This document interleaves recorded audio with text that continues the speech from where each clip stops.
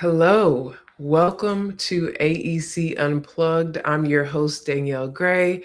I currently serve as the Director of Content and Knowledge Resources at SMPS HQ, and I'm so happy to have you. So wherever you're joining in from, I am in Atlanta, and the sun is out. The sun is out. So I hope that you have warm or soon to be warm weather coming your way. So let us know where you're logging in from and tuning in from in the chat. So look, if this is your first time ever joining AEC Unplugged, this place is really intended to be where we talk about trends, we talk about upcoming news, strategies, all the different things within the AEC industry from our thought leaders. But we really are making this very intentional to be a human led experience, in the sense that there's a lot of AI. We see AI everywhere, but this particular space is for human intelligence. And so it's really important for us and to me to connect, to understand each other, and to overall just hear from our thought leaders in a very human, real way. So that's what we're here for. And if this is the first time, again, there's plenty of episodes. I cannot believe we're already on season 3, episode 4. So all of the episodes are on the SMPS YouTube. So if you are interested in going back, we've talked about wellness, we've talked about AI, we've talked about networking, so many different things. So please go through, see what you find. And all of the episodes are around 30 minutes. So we're excited to share that with you. I also want to say this one thing. This is more of Danielle speaking, but I really want, as we talk about this HI, make sure you're taking care of yourself. As a vulnerable moment, I just found out that I have a herniated disc, and it has not been fun the last couple of weeks. And so this is a reminder to take care of yourself. We are pushing through, getting through Q1, but it's also important for us to take care of ourselves. So drink water, stand up, walk around, do whatever you need to do to also make sure you're taking care of your well-being. Okay. All right. So that's just me, 2 cents. So let's move on to upcoming programming. I wouldn't be the Director of Content and Knowledge Resources if I didn't share with you what's coming up. So April 15th, which is right around the corner, actually, we have Flip the Script, using modern marketing principles to win the talent war, with Ida Chiman. This is free for all SMPS members. If you are a member, you're in. If you're not, you should join. All right, let's go to the next one. This is actually our guest today on April 17th, turning feedback into action. We're going to talk about a lot of this in this episode, but Tim Asimos is going to be joining us April 17th for this webinar. And also, we have this Building Resilience, AEC's Path Beyond 2025. This was actually an industry trends report that the SMPS Foundation did last year. So I would highly encourage you all to tap into the SMPS Foundation and all the reports and findings that they have moving now and moving forward. Upcoming town hall, May 7th. This is the human experience, the power of resilience with Amber Carbrell. We're excited to have her. So join in. That is something you can, as an SMPS member, you can join for free as well. And then May 8th, proposal differentiation, standing out in the sea of sameness. I think we all, especially those that are in marketing, know this very well. So please be sure to join in. And all of these have CEUs attached to it. So if you're a CPSM, get your CEUs. Do that. And then something really exciting. AEC.ai, which is our in-person artificial intelligence conference. I was just talking about AI, okay? AI is cool. We just gotta have the HI too, okay? So make sure you join May 1st and 2nd. This is going to be in DC, so make sure you get your ticket for that. This is going to be something you do not want to miss. Stay ahead, stay on trend. And then finally, but certainly not least, we have the Amplify AEC conference that is happening in Columbus, Ohio. This is our annual conference. You do not want to miss it. I was able to sit in with the conference committee and all the session selections, and this is going to be one that is going to be really important for us to, as a community, as an industry, really talk about what's coming next and how we can network and connect with each other to move this industry forward. So, look, this is what we have upcoming. I hope that you can register for all of them. If not some, pick the ones that work for you. But all of that being said, that's my spiel. Okay, so welcome. If you're just joining, please let us know who you are and where you're joining from. Okay, so we have some people coming in from Orlando and Alexandria. Hello, welcome, and thank you for being here. Now, let's get into the episode, turning feedback into action. I want to invite Tim Asimos, Head of Growth for Client Savvy, who is going to be our upcoming webinar leader. Hello, Tim. How's it going? Hey, Danielle, how are you? Sorry to hear about your herniated disc. That is not fun. It has not been fun, but I think by talking about it and reminding myself to just, hey, we got to take care of ourselves. You can do so much here, but you got to make sure your body's moving. So thank you. I appreciate that. Absolutely. Yeah, thanks for having me today. Looking forward to the discussion. Yeah, absolutely. So, something I do every episode, just because I found these side conversations to be so interesting, is how you made it into the AEC industry. What was your route to this industry? Did you dream about it when you were 7 years old? What was your what was your way here?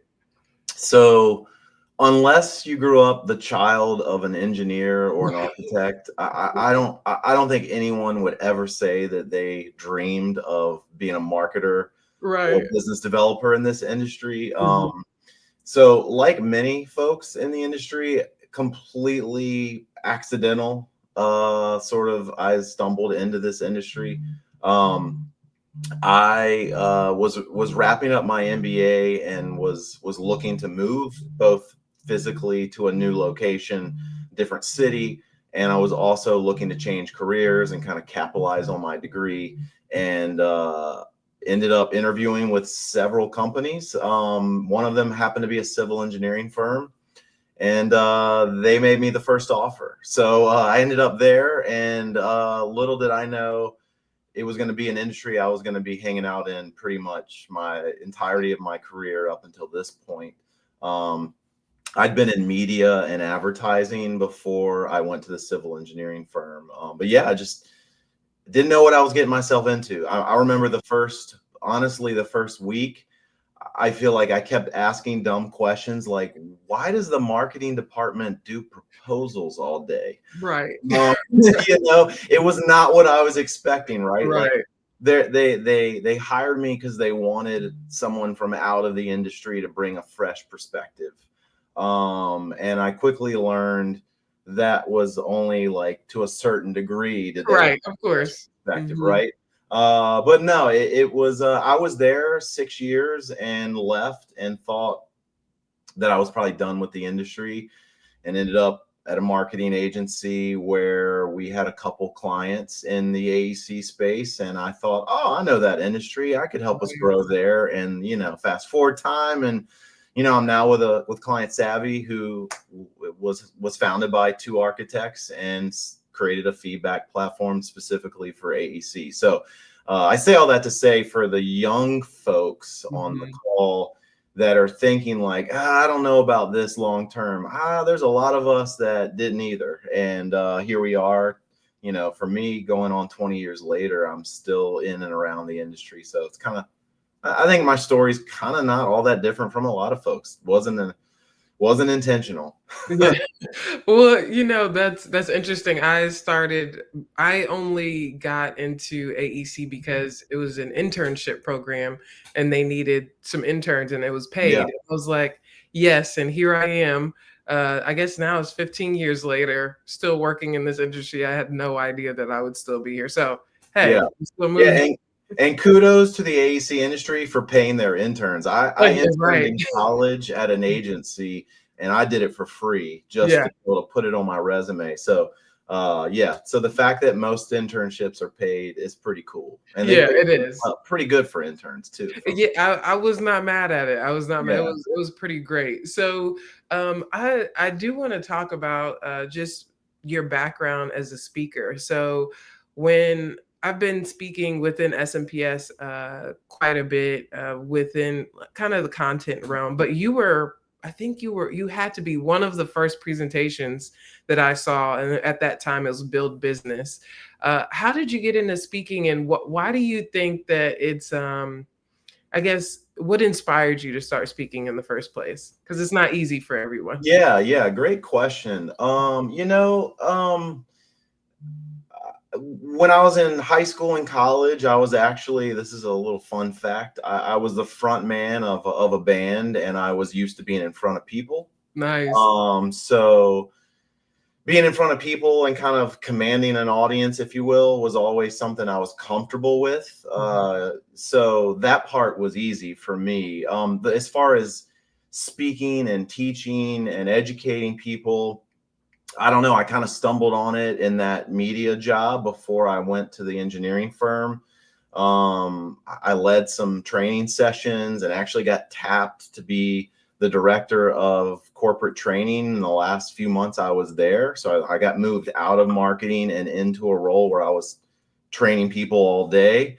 And little did I know at that time that that was going to be actually really good prep for the speaking part of my career that I've had ever since. So yeah, when I ended up at the engineering firm, I went to a couple conferences, and this was years ago, and the industry's come a long way. But at that time, there were just some marketing topics that I was shocked that I wasn't hearing about at a marketing conference. And I felt like, hey, there's a gap in the topics here. So I submitted the next year for that conference, and they picked me because I was talking about SEO, and this was like Nice. 2007 or something. Right, Um, right. and no one else was talking about it then. So that's kind of how I ended up doing that. It just sort of was something I was interested in giving back. And then when I went to the agency, speaking became a way to kind of sort of promote the work Right. we did sort of subtly through just thought leadership. And I really enjoy it. I love the light bulbs Mm-hmm. that go off. Like nothing makes me happier than when people tell me that they got so much great takeaways. That's like Mm-hmm. my goal. My goal is always like I want people to learn. I want to change their perspective or share something they've never thought about. And I always like a chuckle or two along the way too, right? Let's try to have fun. Absolutely. We got to enjoy the ride. So, Yep. and I'm really excited to have you, especially someone that's passionate about speaking, training, to this. So let's take a turn toward the topic, this feedback, client feedback. Yeah.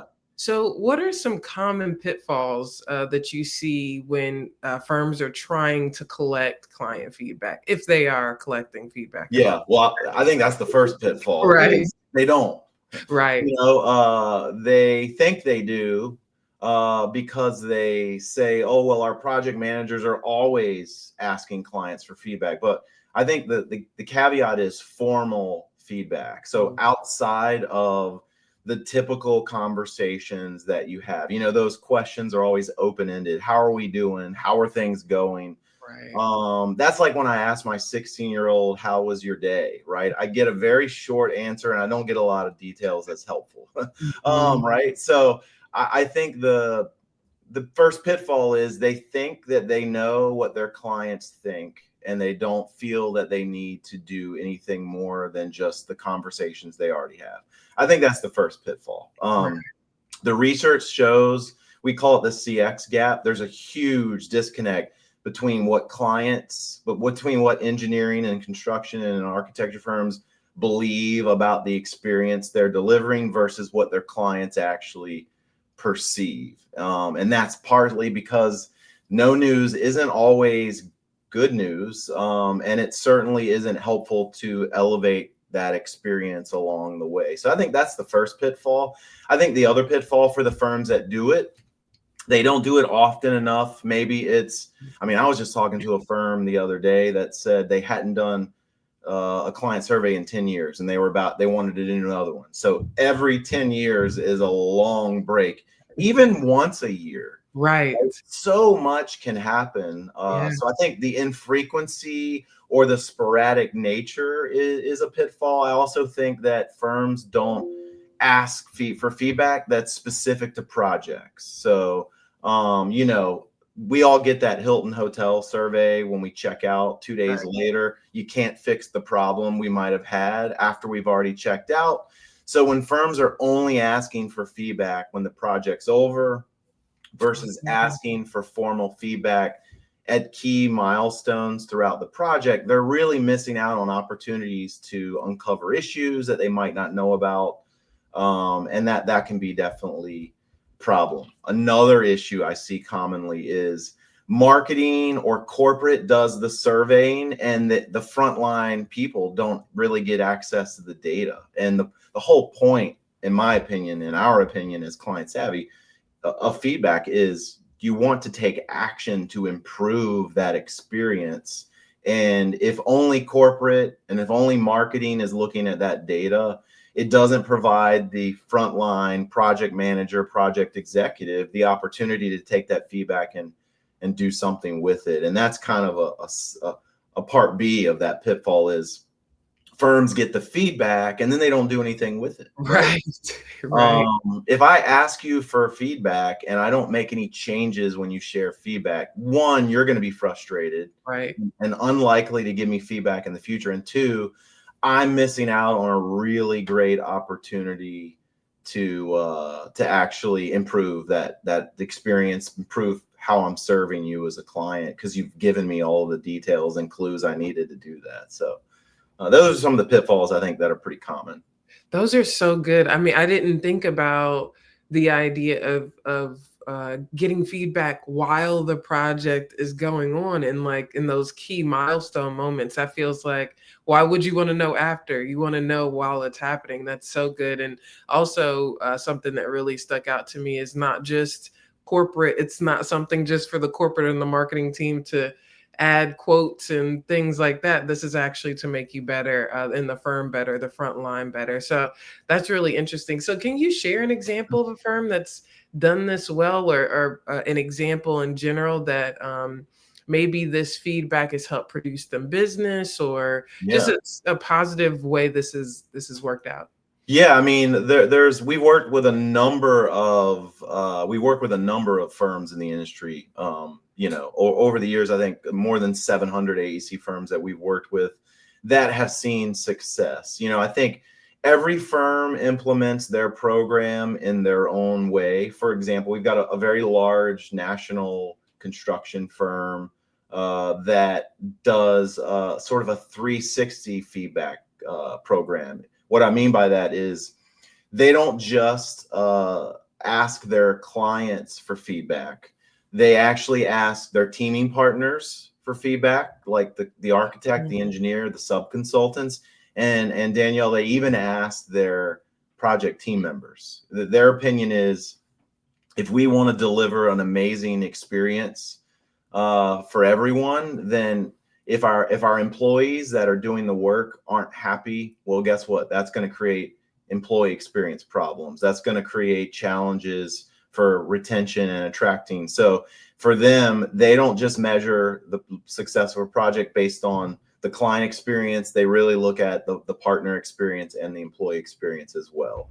So that's like one example, and they use that, they implement that multi touch point process on all of their major construction jobs. So early in the project, like post kickoff or pre-construction, you know, at different milestones during construction, when the project's completed, and then they'll even do like a post occupancy survey, because once you're actually in your space, it's helpful to know, like, well, are you still happy with it, right?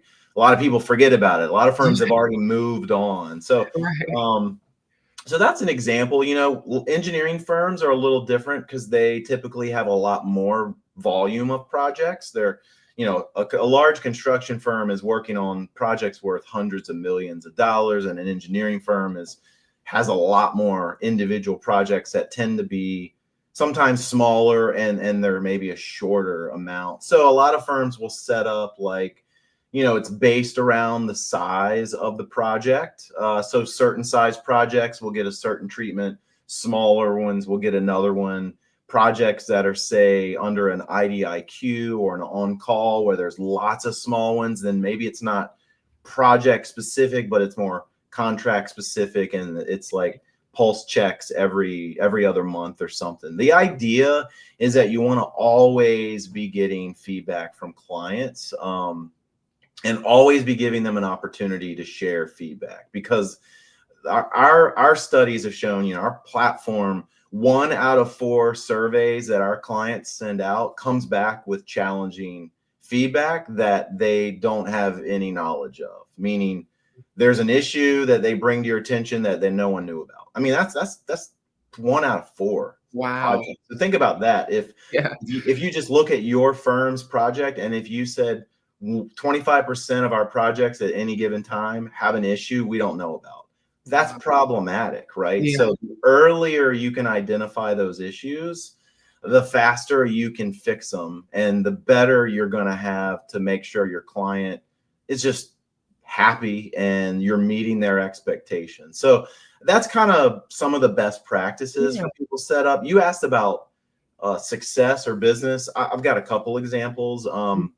We had a firm we worked with in the Midwest that they actually send surveys out after they submit a proposal, before they even find out if they've been shortlisted.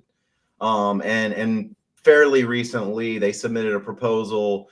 The client actually responded and told them exactly what they missed and got wrong. The client went back, revised their proposal, submitted it the same day, and they ended up winning the project. Wow. So yeah, that's a pretty cool success story. Another example, there's lots of these little war stories that we tell, but a Chicago-based firm got the comment from a client, "We wish you'd stop by the office more." So think about that, right? All right. Well, so they started stopping 1 to 2 times per week to visit the client, and within just a few months, they grew the revenue of that client by 300%. So those are just some of the anecdotal ways that you can get feedback from clients that actually doesn't always just help you fix problems. It helps you grow the account. It helps you better understand. I think I can share this. CDM Smith's a client of ours. They shared this story at our conference, so I'm not giving away any proprietary information here. It's out there on YouTube. Okay. But they did a lot of analysis, correlation analysis of the client sentiment from feedback compared to their proposal hit rates, and they found that if there was just one, we call them if you're familiar with Net Promoter, one non-promoter, so someone that only scores them an 8 or below on that 10-point Net Promoter scale. So a passive or a detractor, if they just have one person in a client organization that's not a promoter, there's a 31% drop in their revenue capture rate. So they actually use client sentiment to sort of address which proposals, which RFPs, which jobs they're going to actually go after, because they want to invest. You can't go after everything. I know some firms think that you can, but they want to invest where they're more likely to win. And so they use client sentiment as a way to gauge which sort of opportunities they should be chasing. So yeah, pretty cool. A lot of little examples like that. Yeah, I mean, this is fascinating to think about that Net Promoter Score, because it is like that. If you have one person in the room, they can start to shift the whole conversation to another way. And we cannot do everything. So, well, like you said, some firms do, but protect the marketers, people, please. We don't want to go after all of them, and there's so many other ways to have that business development. So, I love these examples. Thank you for sharing. Absolutely. So we talked about the webinar that's coming up on April 17th, Turning Feedback into Action, Practical Steps to Elevate Client Experience and Drive Results. So I'm hearing, as you're talking about this is not just for marketers. This is not just for business developers. This feels like this is for everybody. What can attendees expect from this webinar? Yeah, I think you make a great point. I would love, and maybe in the last promo for the webinar, that should be pointed out. This is definitely a webinar that's definitely specific for marketers in many ways, but it's also very applicable to leaders, to principals, because you know this as a marketer. Marketing buys into these things pretty easily. They get it, but it's the principles. I was literally just told this morning that we're not sure. The leadership's just not sure if we need to do feedback or not, right? Like the marketer's like, I want it, help me sell it, but I got to convince leadership. That's the message. So I think inviting those people specifically, this is one that they would find relevant. But I think what people can expect, and what my goal is, kind of going back to what I was sharing about speaking, and sort of my goal is like, I want it to be very practical, and I want people to have clear takeaways. I'm going to lay out really the why behind client feedback, and then I'm going to lay out the how and those best practices. I've kind of teed up some of those ideas, but I'm gonna present it in a much more of a structured sort of framework. And then it's not just getting the feedback. If you just ask for feedback and you just collect it and then you stop there, you're wasting your time. The magic is in some of those examples I've shared, where you take that feedback and then you action it, you do something with it. So I'm going to kind of, the last part of the webinar will be really around like, all right, how do you turn those insights into action that ultimately drives a return to the business? Whatever those goals are, sometimes it's saving a client, sometimes it's increasing share of spend from a client, sometimes it's better referrals or more cross-selling. There's various ways that you ultimately can use feedback to create an action that will lead to an outcome that you can directly point to and say, hey, as a result of this survey, look what we just did. We just saved a client. We just landed this, we just increased our spend with this one client by 300% in the last 3 months. Like, those are the kind, and we all know this ROI, it gets mentioned all the time in marketing. Yeah. There's so much ROI in investing in client feedback that it's really shocking more firms aren't doing it. I just think they don't know. I think they don't know what they don't know. And so my goal is for all of the folks that attend to walk away knowing the why, and then being able to have their mind wrapped around how that works, and then how they actually turn all of that into ROI and outcome. Yeah, I think this is going to be such a great discussion. And we at SMPS, for those that don't know, this can be watched live, but you can also watch on demand. So if you see, oh, I have a meeting during this time, that's okay. Still register. You can watch it, and watch it with someone that you may be trying to convince to really take in client feedback. So with that being said, we're going to wrap up. My last question for you is some words of wisdom. I love hearing from the guest here. What are some words of wisdom you'd like to share with the audience today? Yeah, and if you've heard me speak recently, even, you probably heard this. So I am a little bit of a broken record on this, but it's okay, because I think it's really, Good advice is good advice. I think that AEC marketers should always challenge the status quo. And one of the great ways that you can do that is by looking outside of the industry for inspiration. I think most of us would acknowledge, even the leaders of the firms, that this isn't an industry that's on the cutting edge of marketing and sales and business development. And that's fine. But if you're only looking at your peers for ideas, you're going to always be behind the curve. I think the way that you can really transition your firm into a more cutting edge approach is by saying, hey, what can we learn from this industry, this campaign, this idea that we see over here? How does that translate here? All the client feedback things I've shared, guess what? They've been best practices in other industries for decades, right? Retail, think about Disney World and Disneyland. Like, they've been asking people for their thoughts constantly forever. And that's how they deliver that experience. So I think that's my biggest words of wisdom is like, don't settle for status quo. And when you get a no from your firm leaders, come back with come back with sort of a negotiated alternative to your initial idea. Like capture some ground, if you will, from leadership. Maybe you don't get the whole ask, but if you can get a partial ask and then prove the value of the idea that you're trying to push forward, that's when you're going to be able to keep building on that. And you just have to keep fighting. We all know it's an industry that is exhausting in many ways because there's so much sort of naysayers about good ideas, but it's so exciting because there's so much opportunity to innovate. Absolutely. Absolutely.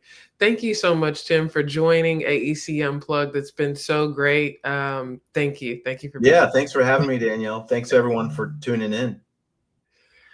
All right, look, that was an awesome. I mean, my mind is going. I didn't not even consider all the ways that, as an industry, we can use client feedback, using it at different times, just all the things, and it makes perfect sense. I don't know why I never thought of it. Well, I'm glad that Tim brought us up on this, and there is a webinar. So let's go through again. If you weren't able to join us at the beginning, here's some upcoming programming. We have Flip the Script. If you're interested in the talent war and how to use these modern marketing principles, join us April 15th with Ida. And then following that, April 17th, that's who we were just talking with, Tim Asimos, turning feedback into action. Register for this one. I'm really excited about that. SMPS Foundation, make sure to look at the latest reports here. Building resilience. We have a town hall, The Power of Resilience, as well on May 7th. And then we have on May 8th, proposal differentiation. That is always a need for our industry. So please be sure to tune in there. AEC.ai, our in-person artificial intelligence conference in DC, May 1st and May 2nd. Be there. It's interactive. We're doing things right on the spot. And then finally, we have Amplify AEC August 6th through the 8th. Make sure to register. It will be in Columbus, Ohio. All right.